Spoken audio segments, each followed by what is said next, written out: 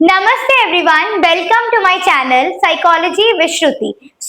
आज मैं आपको क्लास 11 का चैप्टर 1 व्हाट इज साइकोलॉजी पढ़ाने वाली हूँ कि साइकोलॉजी क्या है, साइकोलॉजी की डेफिनेशन क्या है।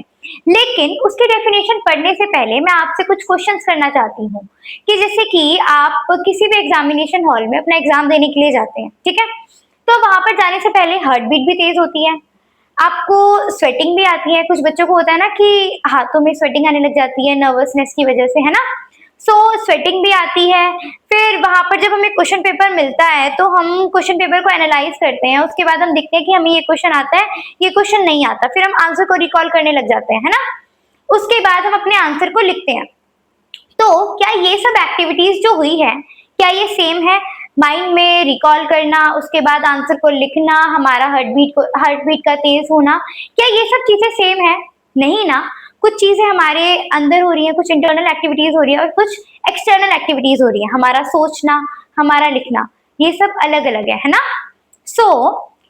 आज हम वही पढ़ने वाले हैं कि जो साइकोलॉजी है वो क्या है। और साइकोलॉजी हमारा यही सब स्टडी करती है कि जो हमारे एक्सपीरियंस, बिहेवियर और मेंटल प्रोसेसेस, ये इन्हीं की स्टडी है। ओके, अगर हम एनसीईआरटी बुक के हिसाब से देखें तो सबसे पहली चीज हमें क्या कही गई है कि जो साइकोलॉजी है वो दो वर्ड से डिराइव किया गया है। First is psyche and the second is logos, ठीक है। तो साइकी का जो मतलब है वो क्या है? सोल या फिर माइंड, और लोगोस का मतलब है दैट इज स्टडी, ठीक है। तो सबसे पहले कहा गया कि जो साइकोलॉजी है वो स्टडी ऑफ सोल है। नेक्स्ट उसको कहा गया कि साइकोलॉजी जो है वो स्टडी ऑफ माइंड है। लेकिन आज एनसीईआरटी बुक में फाइनल जो हमें डेफिनेशन मिली है वो क्या है कि जो साइकोलॉजी है it is the scientific study of experience, behaviour and mental processes.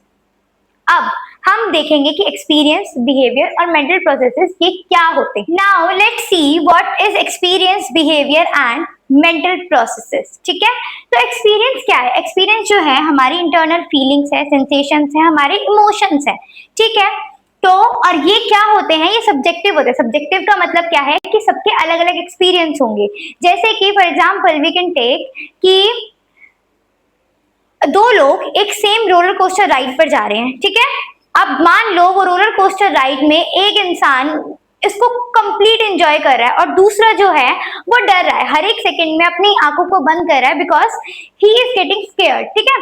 तो ये दोनों एक सिंगल राइड पर है, सेम राइड पर है, बट दोनों के एक्सपीरियंसेस अलग है ना।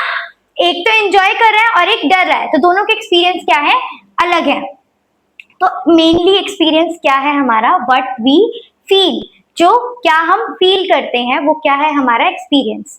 नाउ बिहेवियर, बिहेवियर क्या है हमारा? एक्शन, एक्शन या फिर reaction about a particular thing, ठीक है, जो कि ऑब्जर्वेबल होता है, ठीक है। फिर दूसरी चीज जो है हमारा एक्शन जो है वो ऑब्जर्वेबल कैसे होगा?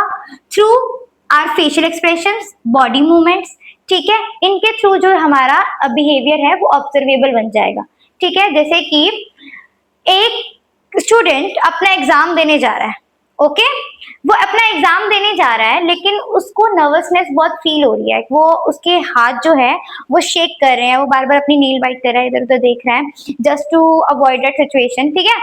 तो ये क्या है? उसका बिहेवियर ही तो है, ठीक है। और उसके बिहेवियर किस तरीके से ऑब्जर्वेबल हो रहा है, कैसे हम उसको ऑब्जर्व कर पा रहे हैं?